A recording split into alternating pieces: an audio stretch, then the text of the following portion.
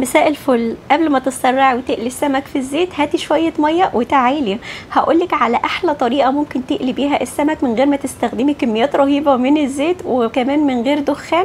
هنعمل السمك مقرمش من بره ومن جوه طري كده وناعم ولحمه ابيض ودايب. وكمان هقولك على احلى تتبيلة تعملي بيها السمك. وهنعمل احلى طبق سلطة طحينة وكمان سلطة خضراء بلدي. وهنعمل اجمل حلة رز صيادية، الرز مفلفل وجميل وطعمه وريحته حاجه كده من الاخر. تعالوا بينا يلا نبتدي وصفتنا كده مع بعض.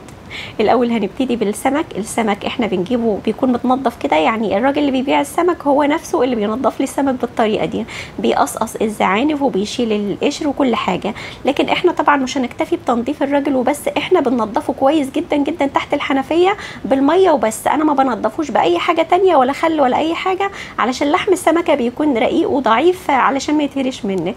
بعد ما هننضفه وهنشيل منه الميه لازم يكون متصفي كده، انا بسيبه بالمصفى لغايه ما ينزل كل الميه اللي فيه. وبعدين دلوقتي هنعمل التتبيله. استخدمت ملعقه صغيره من الملح وملعقه صغيره مليانه من الكمون ونص ملعقه كركم علشان تشيل اي ريحه غير مستحبه من السمك، وكمان ملعقه صغيره مليانه من الكزبره ونص ملعقه بابريكا. الخلطة دي فعلا بتشيل اي ريحة انتوا ما بتحبوهاش في السمك، يعني بعد ما هتقلي السمك مش هيكون فيه ريحة في البيت. انا اخدت ملعقة صغيرة هركنها على جنب هقول لكم استخدمها في ايه. وبعدين ضفت كده حوالي 4 ملاعق كبار من الليمون، لان انتوا عارفين ان السمك روحه في الليمون والكمون والثوم. وضفت كمان يعني حوالي ملعقة الا ربع كده من الثوم المفروم. هندوب كل الخلطة دي مع بعض، وهي دي الخلطة الجميلة اللي هتخلي طعم السمك فعلا هيكون في منتهى الروعة والجمال. هاخد واحدة واحدة كده، وزي ما اتفقنا السمك لازم يكون ناشف ما فيهوش مية علشان يبقى عطشان كده ويشرب من التتبيلة بتاعتنا كويس جدا. بغلف السمكة بالتتبيلة بره وجوه وكل حتة، حتى الراس اللي احنا ما بناكلهاش برضو بنغلفها بالتتبيلة. دي القطعة التانية من السمك.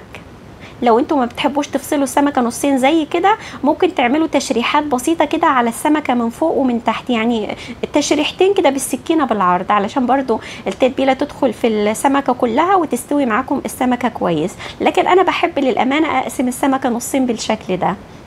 هتبل كل كمية السمك اللي قدامي دي بنفس التتبيلة ونفس الطريقة دي، لازم تكون متغلفة كله جوه وبره وفوق وتحت وكل حتة. تمام كده انا خلصت خلاص تغليف السمك او تتبيله. هركنه على جنب كده لغايه ما اخلص الرز، لان احنا بنحب نسيبه في التتبيله شويه. جبت حله وفيها شويه زيت، ولما سخن جدا الزيت قطعت بصله كبيره وبعدين قلبتها لغايه ما بقى لونها ذهبي كده. مش هنستنى لما تغمق علشان لسه هتقعد معانا شويه واحنا بنقلب الرز. هنا انا غسلت كوبايتين من الرز المصري وقلبته كويس جدا في البصله لغايه ما الاتنين كده يبقوا متفلفلين وحلوين ولون الرز يكون ذهبي. تمام كده. عشان كده انا قلت لكم ما تخلوش البصله تغمق معاكم علشان لسه هتقعد معانا في التقليب شويه. لكل كوبايه رز انا بضيف كوبايتين الا ربع من الميه. وبعدين ضفت الملح، ودي الملعقه بتاعه التوابل اللي انا كنت ركناها على جنب. وبعدين هقلبهم كويس كده، والميه حطوها مغليه علشان الرز برضو يبقى مفلفل معاكم. وهغطي على الرز واسيبه يستوي على نار هاديه. دلوقتي هنعمل سلطه الطحينه. ضفت علبه زبادي وضفت عليها نص كوبايه طحينه وربع ملعقه ثوم مفروم، وهنضيف خل وكمون وملح وليمون. لازم نضيف عصير ليمون مع الخل، ده بيخلي طعم الطحينه يبقى مزز كده وجميل ومميز جدا جدا. بخلط الحاجات دي كويس جدا بالويسك او بالمضرب او باي حاجه. المهم ان احنا لازم نضربهم كويس علشان الزبادي ما يخرزش. وبعد ما يبقى القوام ناعم بنبتدي نضيف الميه شويه شويه لغايه ما توصلوا للقوام اللي انتوا بتحبوه. شايفين ازاي ناعم وجميل؟ خلاص كده بقى جاهز معانا. دلوقتي هنعمل السلطه البلدي. انا قطعت طماطم مكعبات صغيره كده، وبعدين قطعت الفلفل، وبعدين كنت مقطعه خضره. انا بحب اضيف الكزبره، لو حابين الشبت ممكن برضو تضيفوا شبت. بقلبهم كويس جدا كده مع بعض، وبعدين ببتدي اضيف عليهم برضو خل وعصير ليمون وشويه ميه، ولازم شويه الميه دي وبعدين بنضيف الملح وبس كده، ما بضيفش اي اضافه تانية.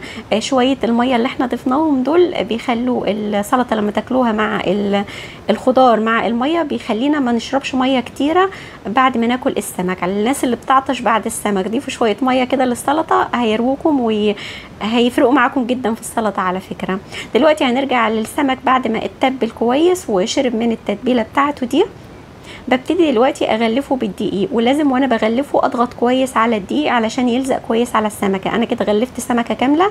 بجيب طبق او صينيه زي كده وبيكون فيها ميه، وبعدين بغطس فيها السمكه وبخرجها على طول من الميه دي بس بعد ما تنزل نقط الميه اللي بتنقط منها، وبعدين باخدها على طاسه. الطاسه دي بيكون فيها الزيت مقدوح يعني سخن جدا جدا، وبنزل فيه السمك زي ما انتم شايفين كده. ما ينفعش ننزل السمك في الزيت وهو دافي عشان برضو ما يشربش من الزيت. الزيت بالطريقة دي لما بنزل السمكة في المية فعلا ما بتنزلش ولا ذرة دقيق في الزيت، فبالتالي احنا بنحتفظ بالزيت لغاية اخر سمكة بنقليها، بيبقى الزيت صافي ومش بيدخن ولا يملى البيت كده بالريحة المستفزة بتاعت قلية السمك. كمان السمكة بتبقى مقرمشة جدا من بره على فكرة، اللون الاصفر ده قرمشة، ما هوش مش مستوي يعني، لا ده مقرمش جدا. المهم ان احنا بعد ما نبدرها ونضغط عليها لازم ننزلها فورا في الدقيق وبعدين ننزلها فورا في الزيت. يعني ما ينفعش تجمعيهم وتحطيهم في الميه وتسيبيهم شويه يستنوا على صينيه، لا احنا بنعملهم واحده واحده كده وفي الحال بنقليهم وبيطلعوا معاكي بالشكل اللي انت شايفاه ده.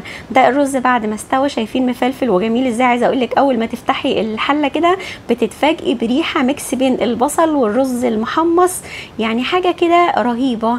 الرز مفلفل جدا جدا، ممكن يكون يعني التصوير مش مديله حقه بصراحه، بس هو مفلفل جدا وطعمه وريحته في منتهى الروعه والجمال. انتوا سالتوني على نوع الرز اللي انا بستخدمه، انا بستخدم ارز العائله. الرز ده جميل جدا جدا وبيطلع مفلفل معايا، وكل رزايه كده ما بتبقاش ماسكه في اللي جنبها ولا بتخانق معاها ولا حاجه، بالعكس الرز طعمه رائع جدا، ريحته رهيبه، ما بيعجنش ابدا. ده شكل الكيس. الكيلو ده ب 28 جنيه. نفس نوعيه الرز ده انا كنت بشتريها ب 33 جنيه، ففعلا فعلا الرز ده موفر. انا هعمل لكم فيديو كامل وهعمل لكم ريفيو كامل على الرز ده والسكر علشان تعرفوا تتواصلوا معاه ازاي. عموما هحط لكم رقم للتواصل معاه تحت الفيديو. انا بعمل الطحينه الرسمه دي بالشكل اللي انتوا شايفينه ده. ده كاتشب على فكره. شكل السمك طبعا بيحكي عنه وبيوصف جماله وطعمته وريحته الجميله. ريحه السمك بالتتبيله الرهيبه دي وبالطريقه دي. عايزه اقول لكم انا وانا شايفه الفيديو انا جوعت. شكله رهيب جدا جدا، ما بيملاش البيت تخانه ولا اي حاجه. لازم فعلا بعد ما تبدري السمكه بالدقيق حطيها في الميه بس غطسيها وخرجيها في الحال علشان برضو الدقيق ما يدوبش في الميه، بتبقى متماسكه والطبقه اللي فوق بتكون لطيفه ورقيقه ومقرمشه وجميله جدا جدا. ممكن تخرجوا السمك على ورق ابيض، ورق كراريس عادي يعني ابيض نضيف، او ممكن تخرجوه على مناديل مطبخ، لكن انا للامانه ما خرجتوش على اي حاجه. خرجته في طبق وبعدين حطيت شويه خضره في طبق التقديم وحطيته عليه، فاخد من ريحه الخضره كده وما فيهوش ولا نقطه زيت، وزي ما انتم شايفين من جوه مش محتاج اي شرح مني ولا توضيح. السمكه دايبه وناعمه وطعمها وريحتها زي السكر. السلطه كمان بالطريقه دي رهيبه جدا جدا. الرز انا بنصحكم لازم تجربوه. رز العائله ده فعلا رز مميز جدا وطعمه في منتهى الروعه والجمال. ما تنسوش بقى تدعمونا بلايك وشير للفيديو.